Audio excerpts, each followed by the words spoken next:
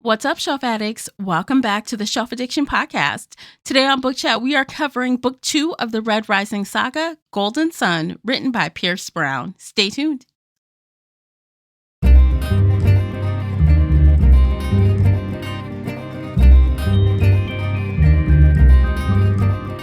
Hey everyone, I am your host, Tamara, and welcome back to the podcast. If you're new here, we're going to feed your shelf addiction with fun book conversations, bookish topics, and more. It's like listening in on your favorite book club. Participate in this discussion by joining the Facebook group Shelf Addiction Official or over on the Book Clubs app. I hope to hear your thoughts on today's show. You can also find me and Casey on Twitter and Instagram. The links for everything I've mentioned are below in the show notes. If you enjoyed today's episode, please support the podcast by sharing it with some book nerd friends or on your favorite social media space. And don't forget to hit that like button and subscribe before you leave. That will really help me out, and I appreciate you for doing it. The uncut video version of this podcast is available right now over on Patreon. Join us there for exclusive videos, including after shows and more. So if you're interested in that at all, you'll need to come over onto Patreon and sign up. As always with Book Chats, we talk spoilers here, so you've been warned. Without further ado, let's begin. Welcome back to another fantasy series discussion. Joining me is my fantasy series co-host, Casey from A Heart Full of Ink. Welcome back, Casey. Hello. I'm so excited to be here today. Yay, I'm excited too. I think it's going to be a good one. I think so. I think so. So today we are discussing the second book in the Red Rising Saga, Golden Sun, written by Pierce Brown. It was published January 6, 2015 by Del Rey and Recorded Books. The audiobook is narrated by Tim Gerard Reynolds. The paperback is 442 pages, and the unabridged audio is 19 hours and 3 minutes. So, Casey, would you please share the synopsis? For 700 years, my people have been enslaved without voice, without hope. Now I am their sword, and I do not forgive. I do not forget. So let them think they own me. Let them welcome me into their house so I might burn it down. Darrow is a rebel forged by tragedy. For years, he and his fellow Reds worked the mines, toiling to make the surface of Mars inhabitable. They were, they believed, mankind's last hope, until Darrow discovered that it was all a lie, and that the Reds were nothing more than unwitting slaves to an elitist ruling class, the Golds, who had been living on Mars in luxury for generations. Now fully embedded amongst the Gold ruling class, Darrow continues his dangerous work to bring them down from within. It's a journey that will take him further than he's ever been before, but is Darrow truly willing to pay the price that rebellion demands? Okay. So, when you closed the book, what did you think? Honestly, yeah. My last thought was, I thought it was going to be his mother's head in that box. Oh, man. Spoiler alert. Sorry, guys. Oh, spoilers all day, every day on this thing. Spoilers. So but it was not his mother. And I'm kind of like, I guess this hits harder. But I thought it was going to be his mother in that box. I thought it could have been someone like that, but it made sense that it was Ares, aka Fitchner. So it did make sense for the whole thing. But I was like, because I was thinking, is it gonna be a repeat of their father with his first wife, and it'll be the tragic love story, or is it gonna be his mother? Ares was like not even on my mind, and then it was Ares. I was like, oh. He mentioned where is he? They all mentioned where is he? And so they were asking where she was too. Yeah. So let's. Okay. So when I finished, I was like, oh my God, I fucking knew your luck was gonna run out. Mm-hmm. Yes. Okay. Yes. Can we talk about this though? Because he is a dumb motherfucker. Yes. Oh my God, I can pinpoint.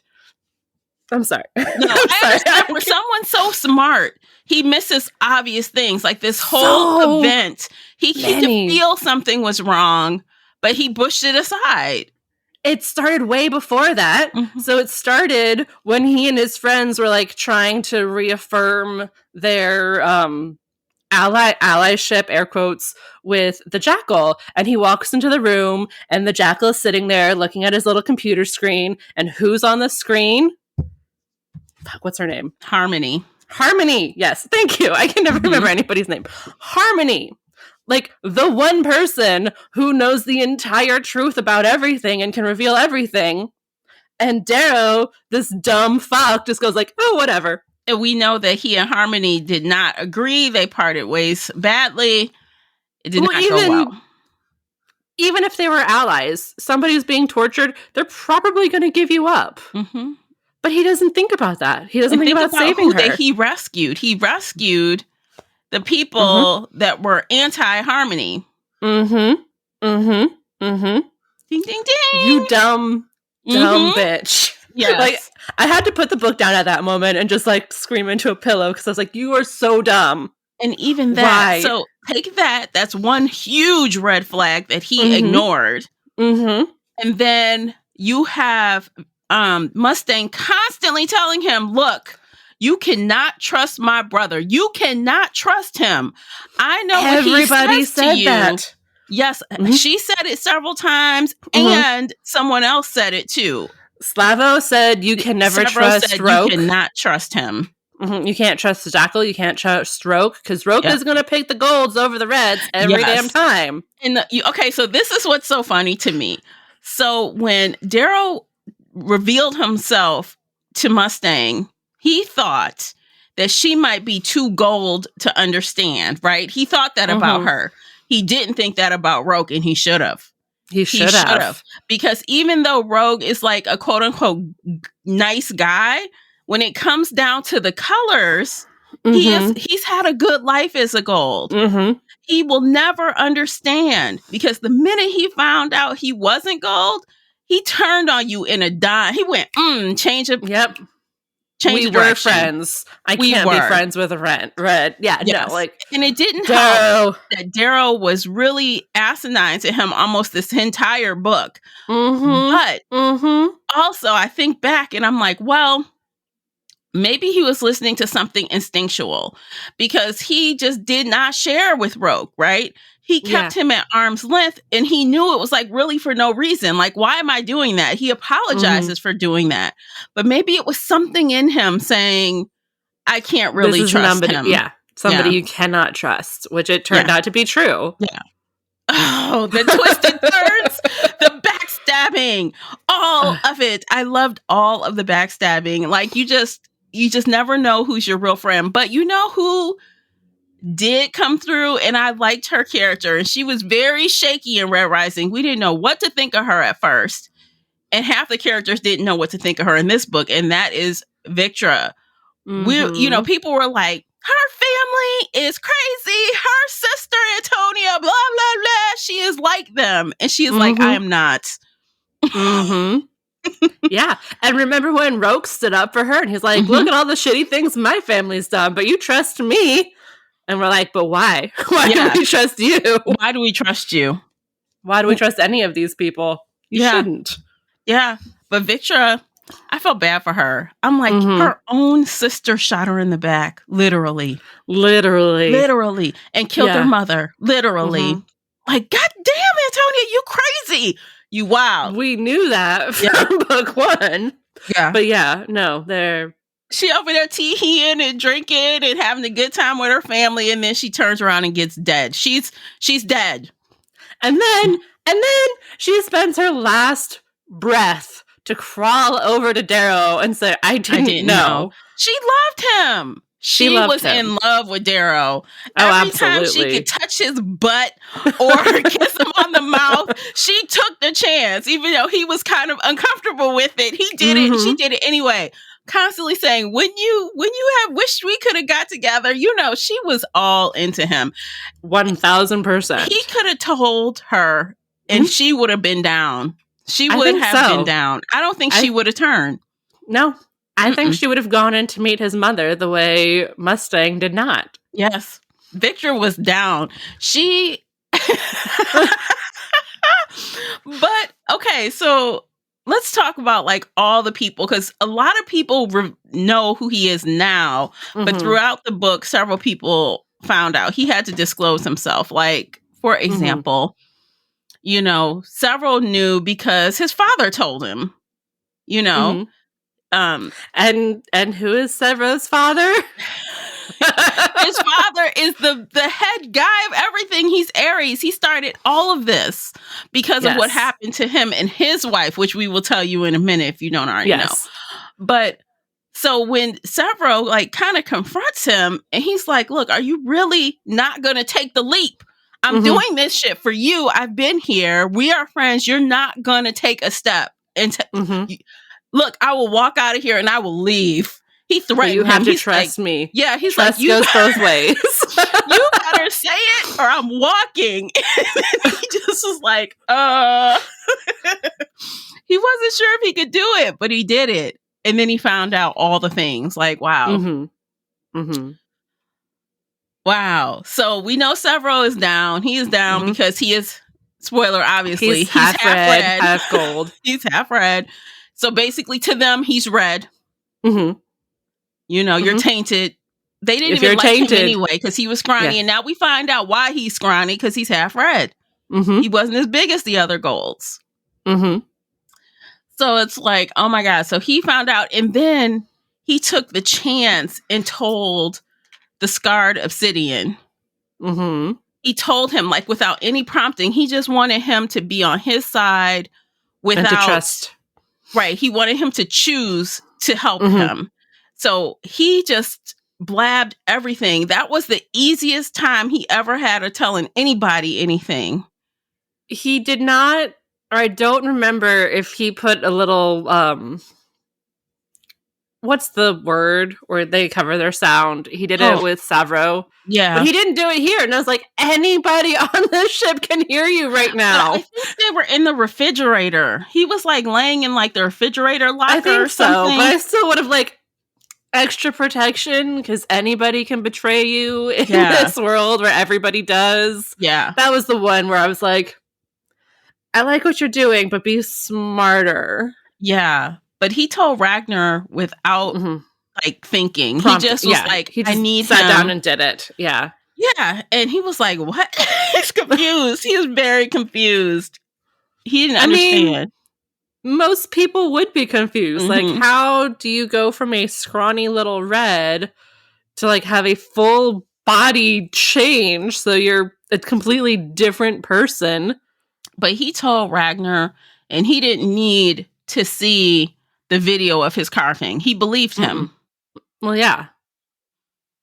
So that says a lot. I'm like, well, we know that he's got two people, the giant and a what did you say? A giant and a midget or something? Scrawny little man. Yeah, so he's got those two. And I'm like, I wonder who else, like we said, I feel like he could have told Victor. Is there anyone else in that group you think he could have told and wouldn't have reacted horribly?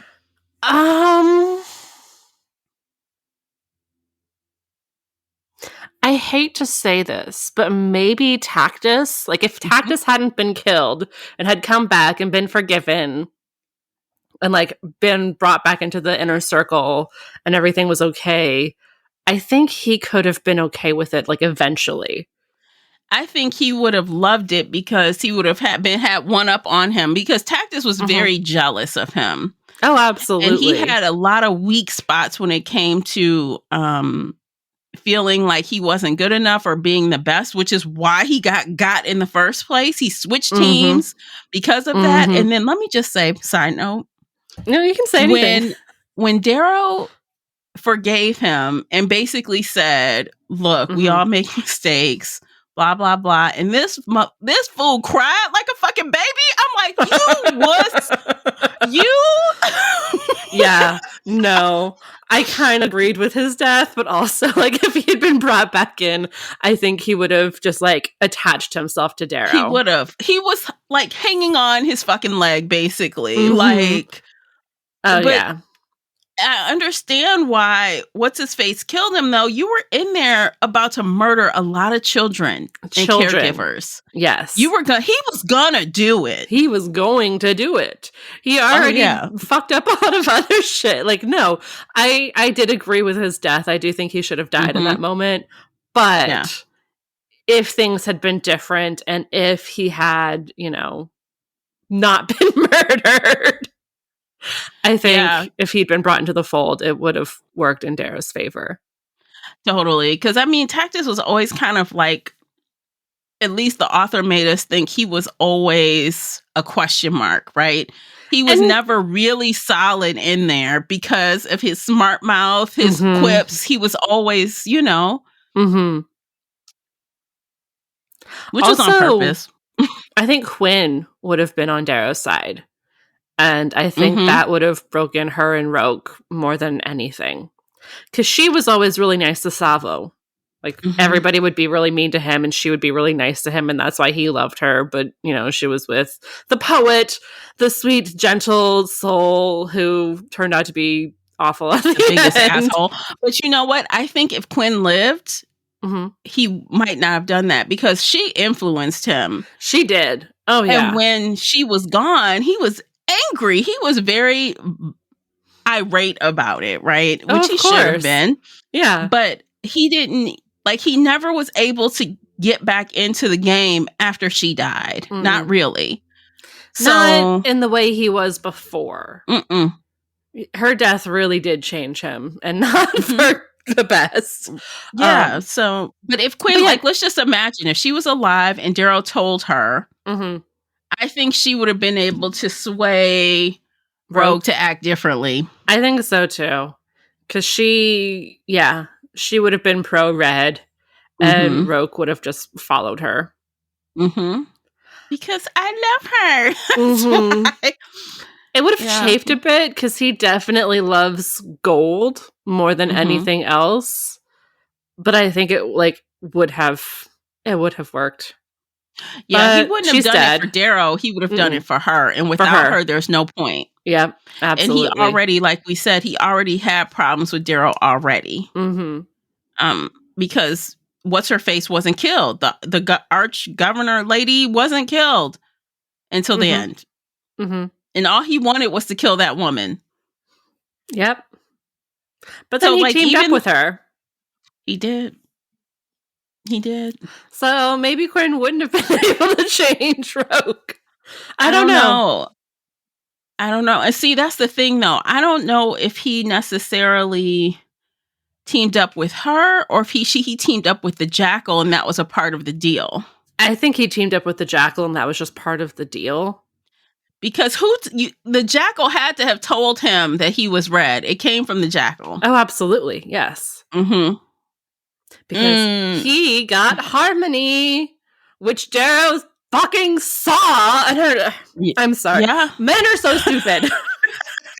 He was so dumb. So dumb.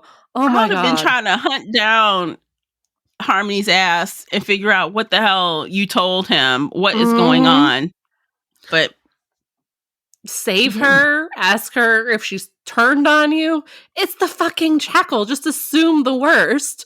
But no, he's like, no, I don't trust them, but we're still buddy. We're gonna, hang out and everything's fine. I think Darrow thinks of the Jackal like people who have wild cats for pets. Like, he's fine. I know how to play with him. I know how to, he will never bite me. And then they go and rip your arm off when you turn your back. Yeah. And that is how he treated the Jackal. Like, I know what you're saying. And I know you're telling me your own twin is an asshole and I can't trust him. But I know how to handle it. I know better. I can handle him. No, the fuck you cannot. Sit down. No. Sit your ass down. But the Jackal has made himself an enemy because if Mustang was on the fence, she's going to pick a side now. Because, when she found out, she walked away. When she found out that he was Red and saw the video of his carving, she walked away. And I think that she wasn't necessarily, I'm going to tell, but she wanted space to think about it, right? Because they were together for some time. Years. Between this, they were together and he didn't. So, of course, she felt betrayed, right? But when she finds out that her brother murdered their father, because she's all about family, my family. Everything is family for her.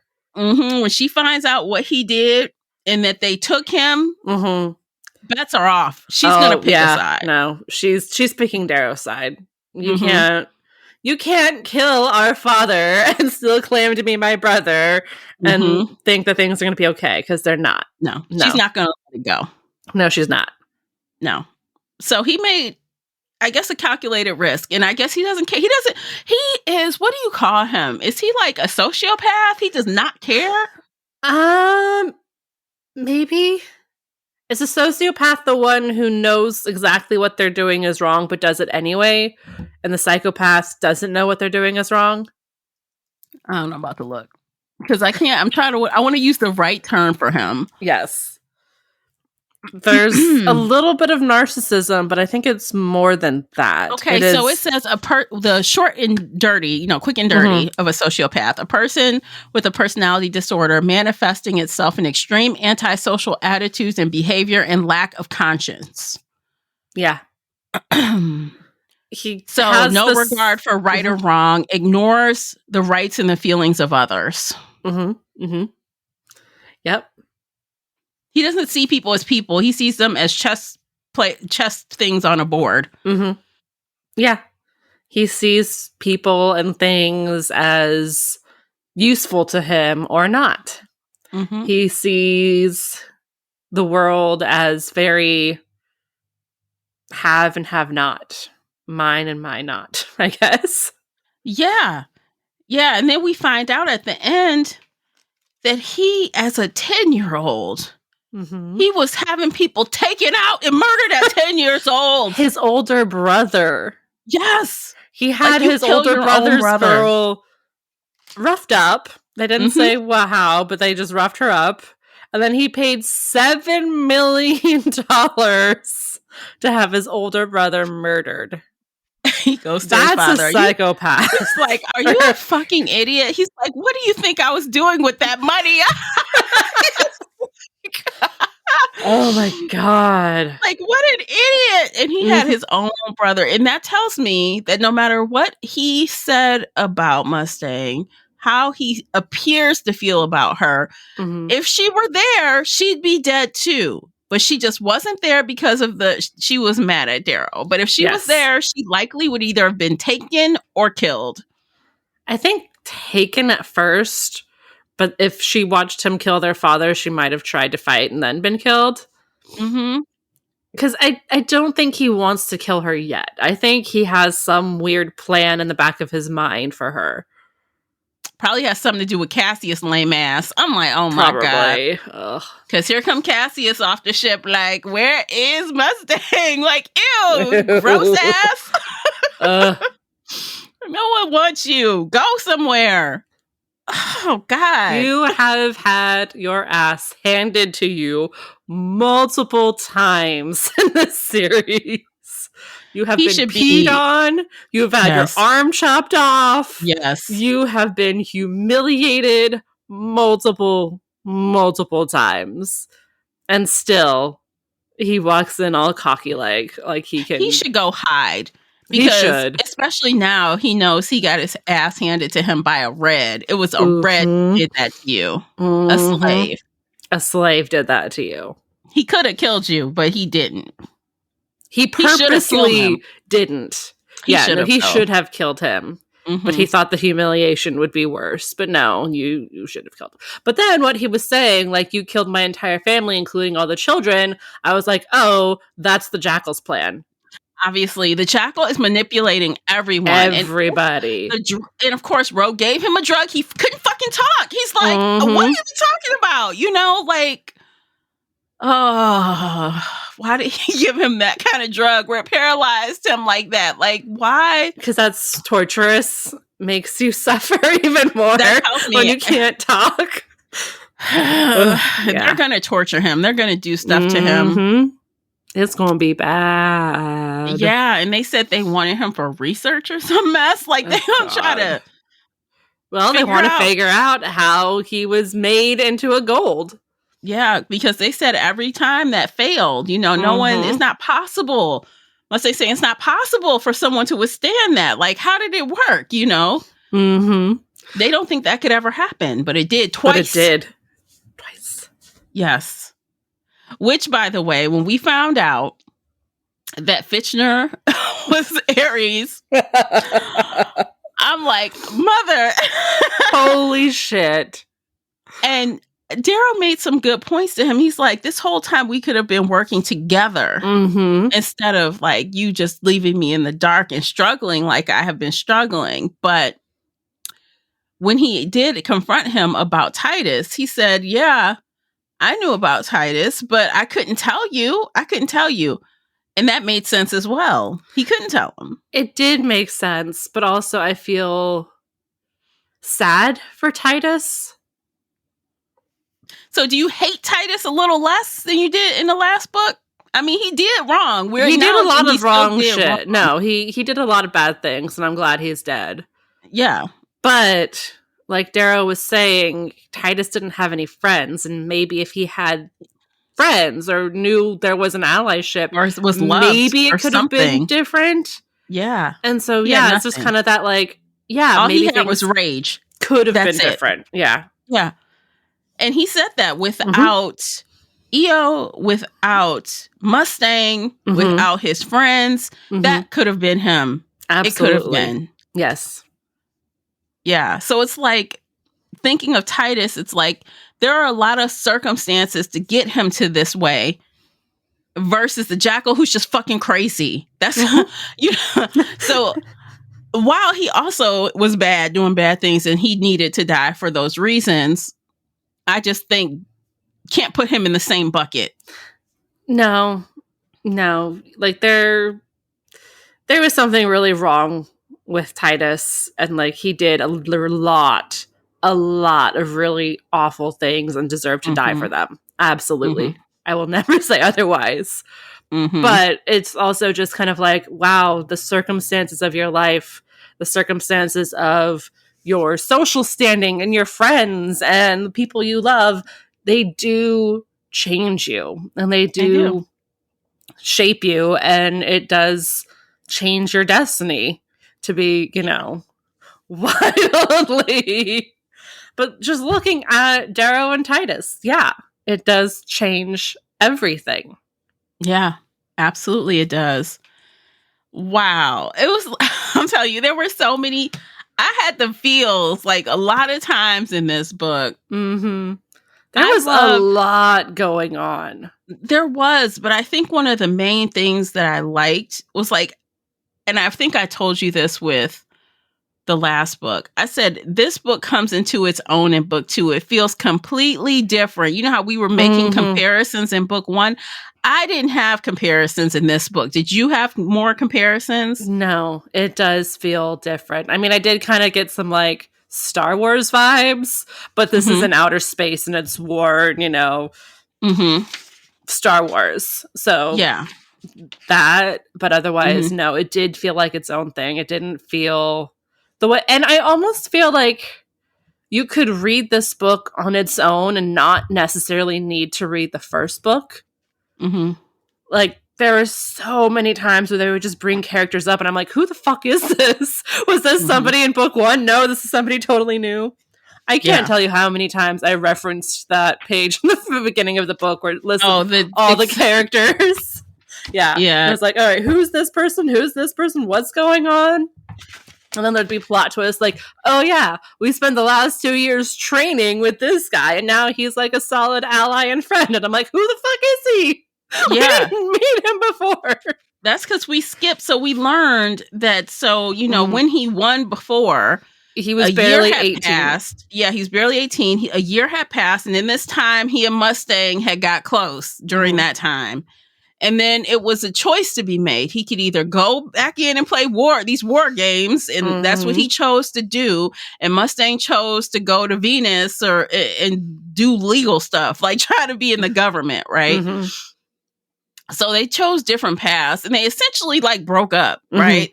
So we kind of learn how we get to where we are pretty quickly, which is abundantly clear. So you're right. Maybe we didn't need the first book, but we might not get the relationship things like between Rogue and him without the first book, and Several, like why is Several so loyal? We wouldn't have gotten without the first book. Yeah, no, like the first book was necessary, but if somebody asked me, hey, do I need to, like, I have this book in my hand, can I start reading it right now? I might be like, maybe. Yeah, maybe. But yeah, no, it takes place 2 years after Red Rising. But that's the thing. Okay, so he's now officially 20, turning 21 here. He's, you know, more adult now than ever before. But he felt like a child so much. Like, he felt like a young teenager to me, almost. Like, he really? Was, yes. When? I mean, okay, the very obvious times when he was, like, about to do something scary. And he's like, I wish I was 5 again and at home with my mommy. Like, there are 2 of those spots specifically. But other times where he's like, oh my God, the angst, the drama. Do I pick this girl or that girl? I can't pick a girl if I can't tell her the truth. Oh my God, the drama. I have to be alone. See, okay, I agree with you. I'm like, either you're going to do the thing or you're not going to do the thing. Pick one. Yes. Right? So the back and forth, was kind of angsty and young feeling, but I wouldn't necessarily say teenager-like, because he knew that by, like, you can't have it, your cake and eat it too, right? So by being with Mustang and still not revealing yourself was going to cause more damage than anything. And he knew that. So he was like, well, I can't tell. At that point in time, he couldn't tell her. But That's later, after they had started sleeping together again, he felt like, I have to tell her because I can't continue. Right. Yeah. So he grew up a little bit in that choice. Yes. But yes, that was the growing up. But also, like, there was a whole ass love triangle between him, Victra, and Mustang going on. And I was just like, are we in Twilight again? Like, does everybody have to fall in love with him? Yeah, that's the thing. I did notice that he is like the woman in all the other books where everyone loves him, her. Now it's him. Yes. But he never cared about Victra other than friendship. I don't think there was. I think he thought maybe in another world, maybe that might. Yeah, no, it was definitely like maybe in a different world because he wasn't encouraging it. It was just the fact that she would not let up, even though she was like 10 years older than him. She was 7 years older. She was 27. But let me just say, if I saw a man 7 years younger than me today, I would not throw myself at him. Look, if you were Victra, you would have a real thing for powerful men. This is true. And Darrow is powerful. He has influence. Yes. So she has he has all the things that she likes. This is true. But I was still just like, this is a YA love triangle. Can we not? Okay, I'll take it. Although I think a triangle has to mean there actually is a question of a choice. Like if we're talking like Twilight, Bella actually was confused though for a minute of what she wanted. But I feel like if there's no confusion, is that a real triangle? No, it's not. It was just annoying. It was just one of those things. I'm like, why? Why do we have to deal with this? It was a good counterbalance to like all the fucking battles that was going on. But also I would have rather had anything else. Anything else but that? Anything else but that. We don't need every woman to fall in love with Darrow. Although, which is strange, I thought for a minute Several had like a thing for Victra. He kind of does. Yeah, but then it seemed like Several had a thing for Quinn. What's her name? Oh, he was in love with Quinn. He was absolutely 100% in love with Quinn. I think Victra was just kind of like, okay, now that Quinn is dead, maybe we have some banter here. Like I think this is him trying to get lost. He always be telling her, kick rocks, get out of here. He's like, you like her, I know. Yes. Okay, we're over time. Let's take a quick break. Yeah, let's take a break. When we come back, we will continue our conversation on Golden Sun and talk about more relationship drama and other stuff. In the meantime, do check out these commercials. By listening to those, you are supporting the podcast. And of course, always feel free to hop on over to Amazon and pick up the book review journal available right now. Stay with us. Today's episode is brought to you by the Shelf Addiction merch store. Check out all the bookish t-shirts, notebooks, mugs, and more. Don't miss out on these original designs, perfect for any book nerd. Support the podcast and visit shelfaddiction.com/merch and pick up your next favorite bookish item. All right, welcome back. Can I say something? Yes. So back in Red Rising, I had a theory. Do you remember this theory? Yes. And you know what? I tried so hard to not give it away. Did I do a good job? You did an excellent job. I said, she is going to kill me when she sees this, but I was not giving it away. You did not give it away. You did an amazing job. I actually argued against it. You did. And so my first thought was, oh shit, did she forget? And I was like, no, she's just that good. I'm like, I'm not gonna do it. I had already decided. I feel like if Casey brings up anything that I know is an absolute, I'm not gonna acknowledge it. For those of you who might not remember, in case you're not binging the podcast, in Red Rising, I said that I was 100% convinced that Io was pregnant when they killed her. Because her sister comes up onto the stage, she says something, her sister looks really sad and starts crying even harder. And I was like, oh, the women know she's pregnant and they're not going to tell Darrow. Mm-hmm. Lo and behold, at the beginning of book 2, we get to watch the clip again and find out that she was pregnant with their baby. And it breaks him because he's a man who can't handle the truth. I guess. I was like, oh my God, I was right. He wanted her to hide the crib, the baby bassinet crib thing. Mm-hmm.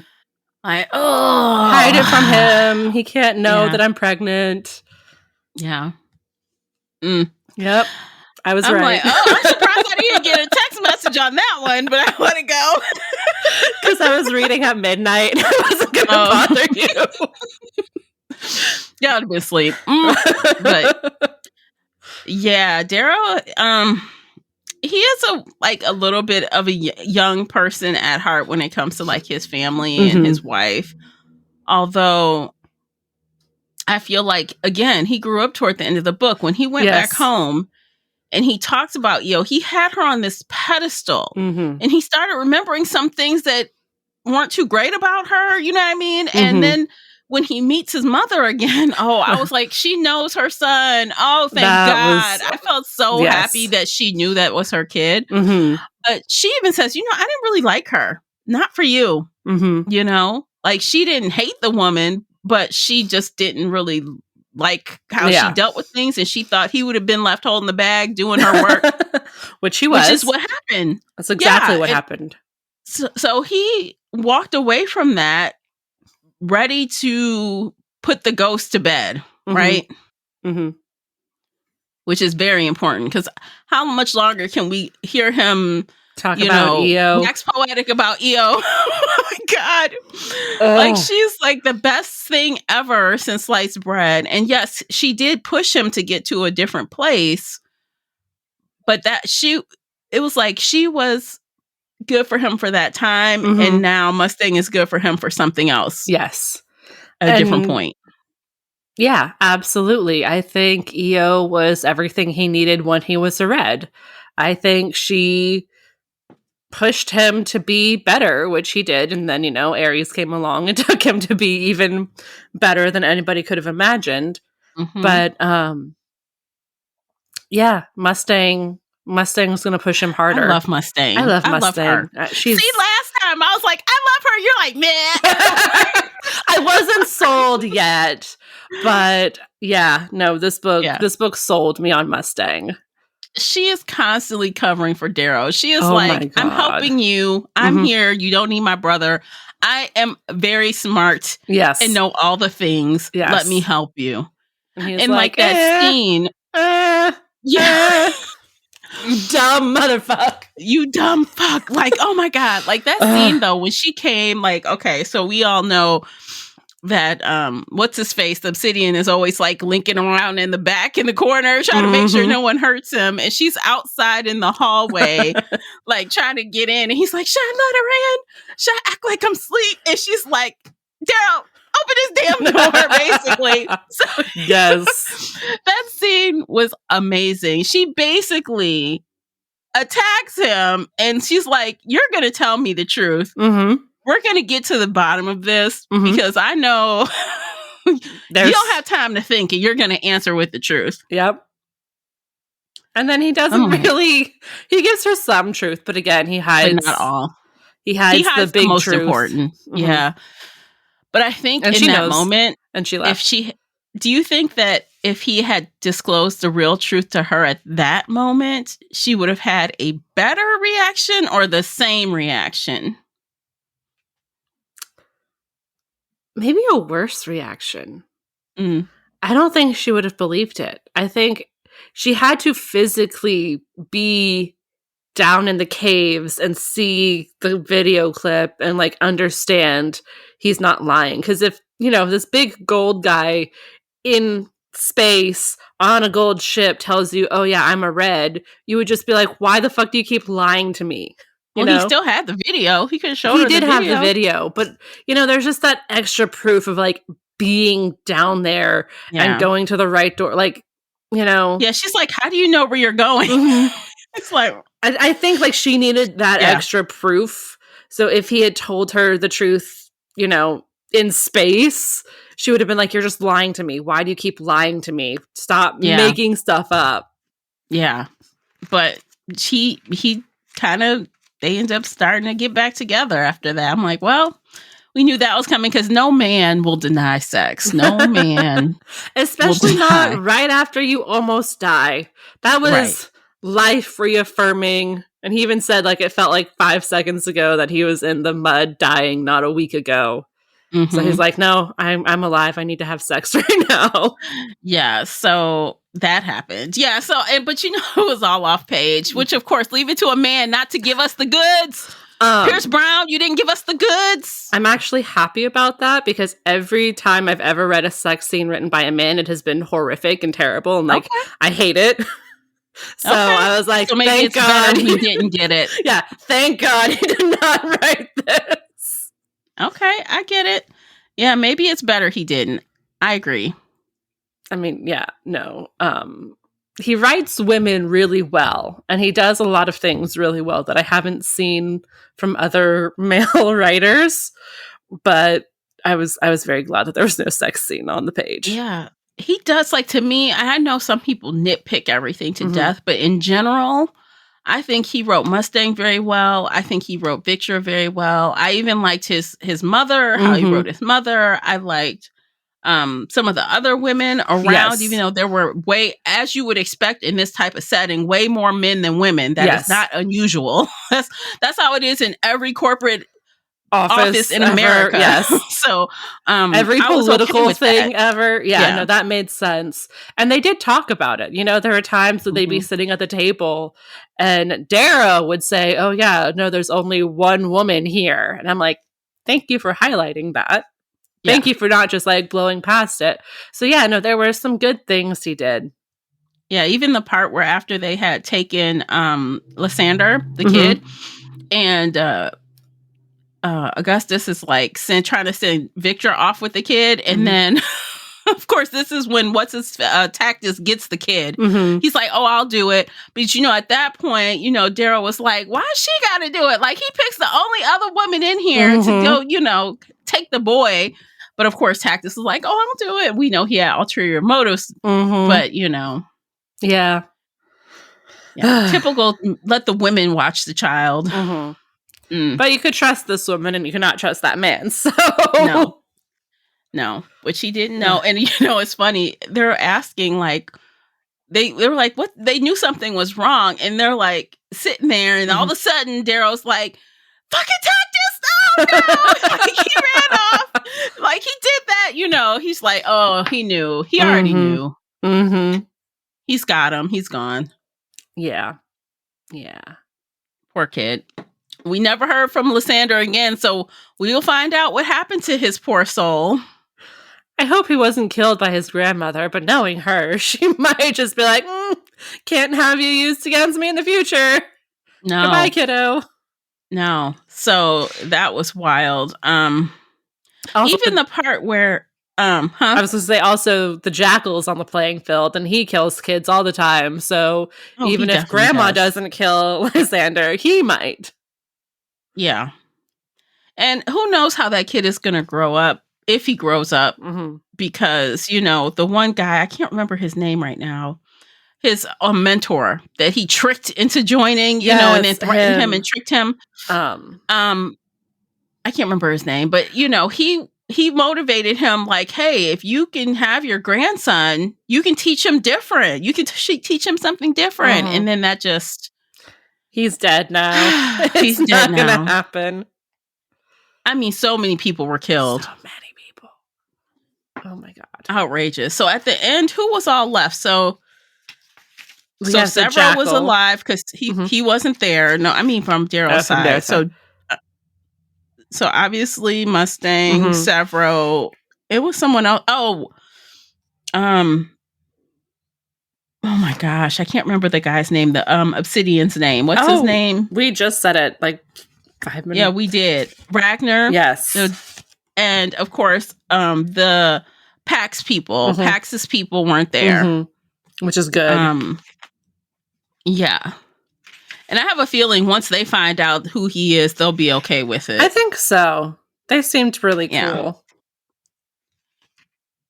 I think that's hilarious how he describes Pax's father and brother. Like, those two fools just eat everything. They eat everything. They got the fox that eats Skittles. Oh my God. Can you imagine? They found Skittles in your pocket? Yay, we'll work with you. Like, what the hell? The son, Pax's brother snuck him in his pocket. I'm like, that is hilarious. The Telemonuses, that's their name. Yes. Like, oh. No, they were fun. Cool. They were good allies. Definitely. And yeah, I think they will side with the Reds. Yeah, they're going to come with Mustang and save him. I feel like that's what's going to happen. I hope so. It better happen.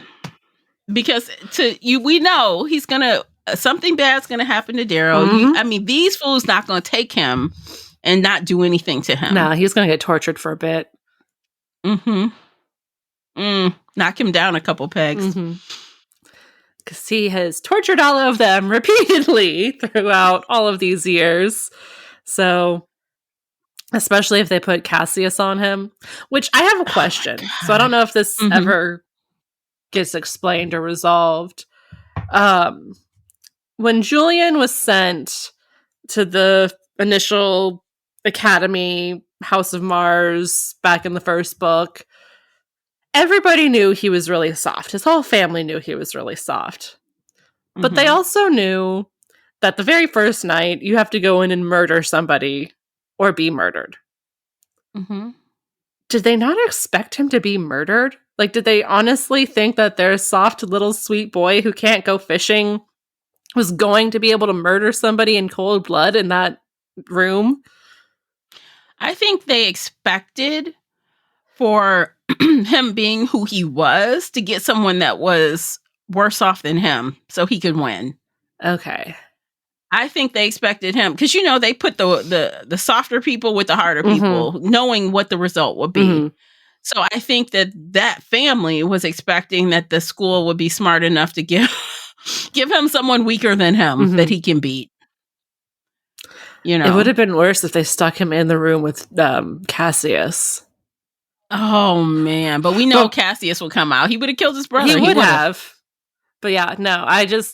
The way in the very beginning, their mother was just like being fucking awful and just like, I can't believe nobody loves me because they won't bring me the heart of my child's murderer. I was like, didn't you expect this? Like, didn't you know the very first day there was a 50-50 shot of him getting murdered? Yeah, they did know, but they, you know, they're Bolognas or whatever their name are, you know, they can just excuse the hell out of me. We're better than you.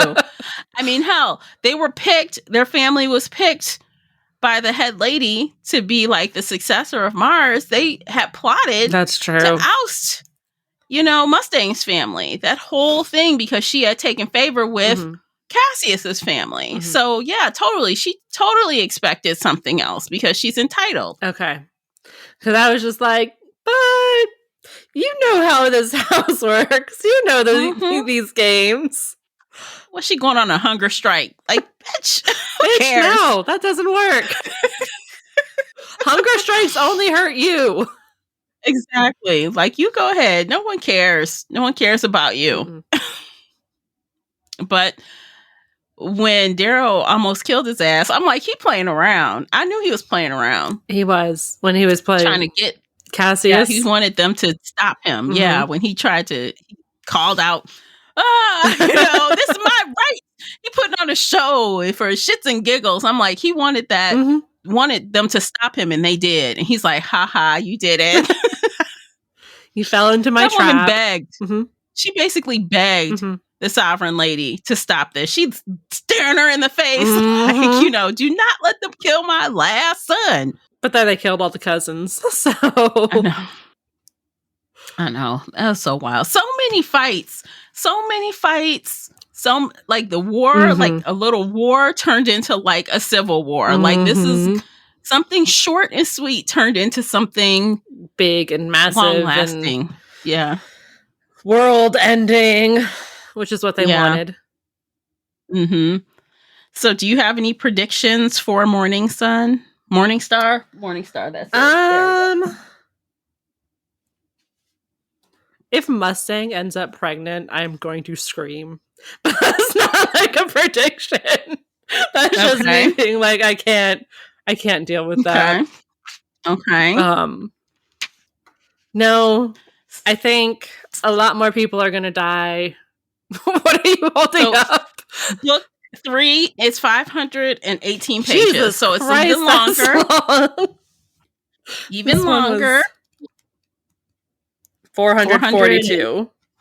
Yeah, so it's under 100 pages longer. But damn. Oh my gosh. Oh, I'm like, let me read the first page of Morningstar. I'm like, we have the galaxy here on this one. Ooh. And of course, we have more Sons of Aries, mid and low colors, golds, of course. I want to start this right now. But I have other things to read, so I will wait. But I have to make sure I pace myself because I started in with Golden Sun real hard, and I'm like, I'm going to be finished too early. So I had to take several days off. And then I came back, and I'm like, okay, I finished. So yeah, I had to pace myself. And I know you were bringing it in at the last minute. Last fucking minute. It was good, though. It was a good binge. Yeah. I'm glad because I'm like, I always get nervous. Like, the minute I recommend something, Casey is going to hate it. Vice versa. I recommended some books to you and you just come back and hate it so much. Well, this was good. This was good. Should we talk about more? Or should we go ahead and rate it? Let's go ahead and rate it. Okay. So anything we missed, you guys, if you're listening to this conversation, you're like, there's a bunch of stuff they didn't talk about. Join us for book club. Yes. We can talk about it there. Yes. There's so much in this book. And we obviously skipped a lot of it. But yeah, come talk to us in book clubs. Yes, absolutely. So the link for book clubs is in the show notes. So you can come on over and join us there and talk to us there. And don't worry if you're not into book clubs, fine. Hopefully this conversation was sufficient and you enjoyed it. And okay, so let's rate the thing. You first, Casey. I'm going to give it 4 stars. It was really good. Yeah, 4 stars. It was really good. Right. Winning. There were times when Dara was the dumbest motherfucker ever, and I just could not handle him. But there was a lot of really good things about the story, too. And the character development was done well. And the plot twists were obvious to me. But I think, I'm just sitting here going, you're dumb. Look at this big red flag. So, yeah, no, it was done really well. 4 stars. Okay. Awesome. So first time around, I gave it 5 stars back in 2015. I'm going to stay steadfast with the 5 stars. I really, really liked this installment. Like, yes, I too was frustrated with Darrow at times. And I just wanted to get to the guts of where I knew shit was going to go left, like way left. But I was patient. Like, it already went left, but this is like left of left, like bad. But I really liked everything about this book. It was paced well, even though some of the war parts were a little clunky. That didn't bother me too much because that's like, you can't have a war book without war scenes. So I was okay with that. And I just love the characters. I really love the characters, even the bad ones, right? Like, they're well done. Like, no one's like cartoonish, really. No. You know, except the Telemanuses. They are all cartoonish. They're like Lord of the Rings, like giants or some shit. But other than that, yeah, it's a good read. It's definitely a step up from book 1. Yes, a lot better than book 1. Yeah. So good job, Pierce Brown. Good job. All right. So I think that's it for today. Yes. Okay. Well, hopefully you will be back here next month to hear us talk about book 3, the final in the trilogy arc. This is where we're going to stop on the podcast because this does conclude the story. So we're going to be back here next month to talk about Morning Star, and hopefully you'll be back here too. In the meantime, we will see you next time, guys. Take care of yourselves. Bye, everybody. Bye.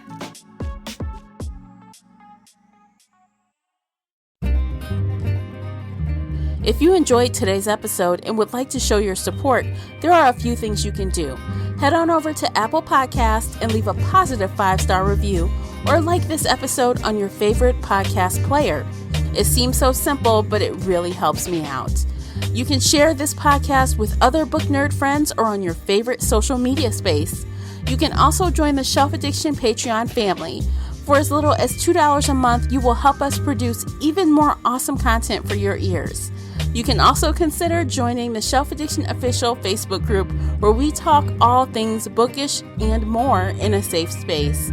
The Shelf Addiction podcast is a part of the Nerdy Maven network. You can also reach us via email at info@shelfaddiction.com. Thank you for listening.